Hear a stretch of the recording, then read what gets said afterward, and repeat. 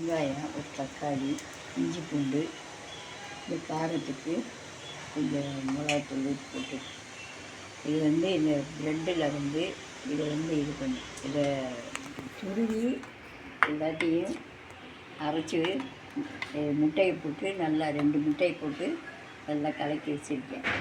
அதில் இஞ்சி பூண்டு எல்லாத்தையும் கொஞ்சம் இஞ்சி பூண்டு கொஞ்சம் மிளகாத்தூள் போட்டு காரத்துக்கு இது பண்ணி வச்சுருக்கேன்.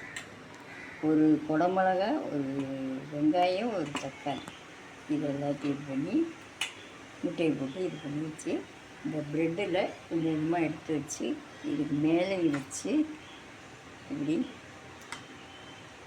என் பசங்களுக்கு சும்மா இது பண்ணி கொடுத்தா சாப்பிடாது. அது இந்த மாதிரி செஞ்சு கொடுத்தீங்கன்னா அதை சாப்பிடுங்க, டேஸ்ட்டாக இருக்கும். அது எடுத்துகிட்டு